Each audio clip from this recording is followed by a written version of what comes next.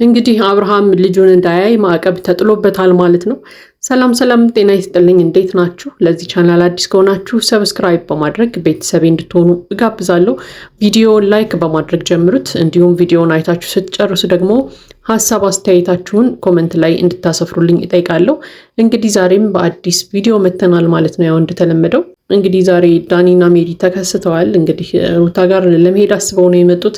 እንግዲህ ሩታ ጋር ከመሄዳቸው በፊት አንዳንድ ሀሳቦችን እያጋሩ ነበር ማለት ነው። እንግዲህ ዛሬ ይዘውት የመጡት ሀሳብ ምንድን ነው? ሩታ እንግዲህ ያው ሰሞኑን በልጇ ጉዳይ እየተፈተነች እንደሆነ ይታወቃል። ልጅሽን እንወስዳለን፣ ልጅሽን ሊወስዱብሽ ነው ብለው እንግዲህ ፈረንጁና ደስታ ትላንትናና ከትላንትና ወዲያ ሲነግሯት ሰምተን ነበር ማለት ነው። እንግዲህ ይህንን ተከትሎ ሩታ በጣም ትልቅ ስጋት ውስጥ ነው ያለችው። እረፍትም የላትም። ረዥም ሰዓቷንም ያው በማልቀስ ነው የምታሳልፈው። ብቸኛም ሆናለች እና ይሄ ነገር በጣም አስጨንቆናል እያሉ ሲነግሩን ነበር ማለት ነው። ምክንያቱም ያው ልጅን የሚያክል ነገር ሊወሰድብሽ ነው ተብሎ ማንም ሰው መረጋጋት አይችልም። ያው የሩታን ሀሳብ የሩታን ስሜት እንጋራዋለን። ምክንያቱም እጅግ በጣም ከባድ ጉዳይ ስለሆነ ማለት ነው። ነገር ግን ያው ደስታና ፈረንጁ እንግዲህ ልጅሽ የሚወስዱብሽ ሰዎች አሉ ነው እንጂ ያሏት። ያው ስፔሲፊክ አድርገው ይሄን ከሌ ከሌ ብለው አልነገሯትም። ለማንኛውም ግን አንድ ጊዜ ዳኒ ሲሉ ነበር፣ አንድ ጊዜ ዳኒና ሄርሜላ ሲሉ ነበር፣ አንድ ጊዜ አብርሃም ሲሉ ነበር። እንግዲህ ጥርት ያለ መረጃም አልሰጡንም። ያው የእኛን ጥርጣሬ ግን ያው እንደምታስታውሱት ደስታና ፈረንጁ ራሳቸው ያሰቡት ሴራ እንደሆነ ነበር እያሰብን የነበረው። ለማንኛውም ግን ይህንን ነገር ተከትሎ ሩታ እጅግ በጣም ብቸኛ ሆናለች አሁን ላይ። ስለዚህ እያዘነችም ስለሆነ እንዲሁም ደግሞ ያው ከጎኗ ሆኖ የሚጠብቃት ሰው ስለሚያስፈልጋት፣ አብሯት ሆኖ ይህንን ክፉ ጊዜ የሚያሳልፋት ሰው ስለሚያስፈልግ እንግዲህ እኔና ዳኒ አብረን እሷ ቤት ለመኖር አስበናል ብላ እንግዲህ ሜሪ ነግራናለች ማለት ነው። እንግዲህ ይሄ ነገር እኛ አልጠበቅነውም። ያው በእርግጥ ያደረጉት ያሉት ነገር ጥሩ ነው። ምክንያቱም ያው የቅርብ ሰው በችግር ጊዜ ነው ከጎናችን ሊሆን የሚገባው። ያው እንግዲህ ዳኒና ሜሪ ደግሞ የሩታ የቅርብ ሰዎች ናቸው። ስለዚህ በዚህ ጊዜ ከጎኗ መሆናቸው እጅግ በጣም ሊያስመሰግናቸው ይገባል እውነት ለመናገር። ምክንያቱም በቃ ብቸኛ ናት። አሁን እያዘነች ያለችበት ጊዜ ነው። ተቸግራለች። ስለዚህ አብረዋት ሆኖ ለማጽናናት ማሰባቸው በራሱ ትልቅ ነገር ነው። ነገር ግን እኔ ግራ የገባኝ ነገር አሁን አብረው ለመኖር እሷ ጋር ያሰቡት እንግዲህ ሜሪና ዳኒ ናቸው ማለት ነው። እነ ፈረንጁና ደስታ እንግዲህ ከትላንትና ወዲያ በነገሩን ነገር ላይ ልጅሽን ሊወስድብሽ ነው የተባለው እንግዲህ ዳኒ ነበረ። ታስታውሱ ከሆነ ፈረንጁና ደስታ ሆነው እንግዲህ ሩታን ልቧን ከፍ ዝቅ ሲያደርጉት የነበረው እንግዲህ ዳኒ ከሄርሜላ ጋር ተመሳጥሮ ልጅሽን ሊወስድብሽ ነው ምናምን እያሉ ነበር እንግዲህ ሲነግሯት የነበረው ማለት ነው። ዛሬ ደግሞ እንግዲህ ዳኒ በዚህ ጉዳይ እንዳትቸገሪ፣ እንዳትጨነቂ ከጎንሽ ነኝ፣ ስለዚህ አብረን ከሜሪ ጋር ሆነን አንቺ ቤት ልንኖር ነው ብለው ነው እንግዲህ የመጡት ማለት ነው። ስለዚህ ደስታንና ፈረንጁን የጠረጠርንበት የኛ ጥርጣሬ ትንሽ ከፍ እያለ ነው ማለት ነው። ምክንያቱም ያው ዳኒ እንግዲህ እንደዛ አይነት ሴራ ውስጥ እንደሌለበት እንግዲህ ዛሬ አይተናል ማለት ነው። ለማንኛውም ግን ሩታ ጋር ሄደው እንግዲህ ሩታን አግኝተዋት ነበር ማለት ነው ሜሪና ዳኒ። እንግዲህ ሩታም ያው በፈገግታ ተቀብላቸዋለች። ምክንያቱም በቃ የቅርቧ ሰዎች ናቸው። ዳኒም ቢሆን እንግዲህ ያንን ሁሉ ወጥመድ ለአብርሃም ሲያጠምዱ እንግዲህ አብረው የነበሩ ሰው ናቸው እና ሁለቱንም እንግዲህ ያው በፈገግታ ተቀብላቸዋለች ማለት ነው። ያው እነ ፈረንጁ ከነገሯት ነገር አንደኛው ያው ዳኒ ልጅሽ ሊወስድብሽ ነው የሚለው ነበር። እንግዲህ ይህንን ነገር ሩታም አላመነችበትም ብዬ አስባለሁ። ምክንያቱም ዳኒንም እንደስከዛሬው ሁላ ሞቅ ባለ ሰላምታ ነው ሰላም ያለችው።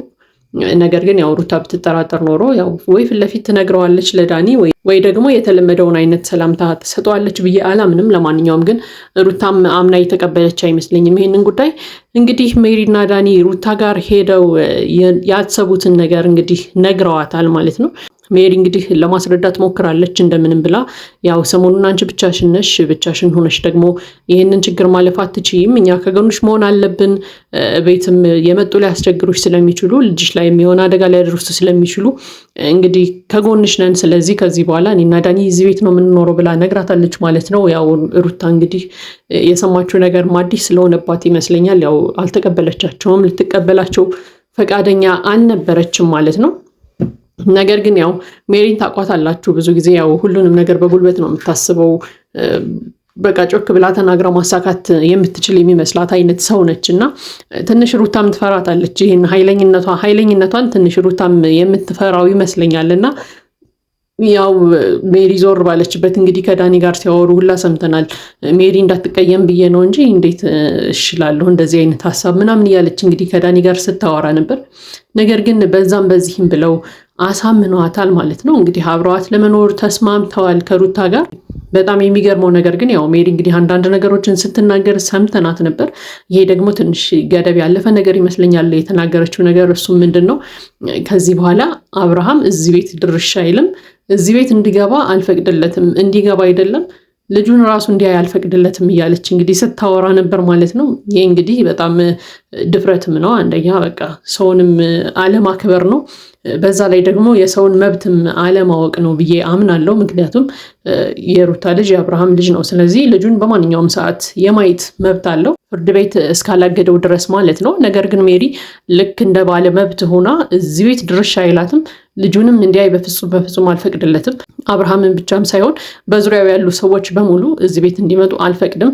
ማንም መጥቶ ይህንን በር እንዳያንኳኳ እያለች እንግዲህ ስታስጠነቅቅ ነበር ማለት ነው። እንግዲህ ለአብርሃም ያው ማዕቀብ ተጥሎበታል ማለት ነው ልጁን እንዳያይ። ለማንኛውም ግን እኔ ግራ የገባኝ አሁን ከሆነ ሜሪና ዳኒ እንኖርበት ብለው የገቡበት ቤት የአብርሃምን ቤት ነው አይደለም። በአብርሃም ቤት ገብታ አብርሃምን እዚህ ቤት አትገባትም፣ እዚህ ቤት ድርሻ አትበል ማለት ትንሽ አይከብድም? ምክንያቱም በቃ ቤቱ የአብርሃም ነው። ነገ መጥቶ እኮ ከቤት የውጭ ብሎ ሊያባረራት ይችላል ሜሮንን ማለት ነው። ምክንያቱም ከሩታ ጋር ያው ሩታ እንድትኖርበት ተስማምተው ነው እሱ ቤቱን የለቀቀው ባለፈው እንዳየነው ማለት ነው። ነገር ግን ሜሪ ለዚህ ቤት ላይ ምናልባት ለመኖር ያው እህቷ ስለሆነች የቅርቧ ሰው ስለሆነች ገብታ ልትኖር ምናምን ትችላለች እንጂ እንደ ባለቤት ሆና ግን ቤቱ ላይ የማዘዝ ግን ስልጣን አላት ብዬ አላምንም። ለማንኛውም ግን እንግዲህ ጠበቅ አድርጋ ነበር ይህንን መልእክት ስታስተላልፍ የነበረው።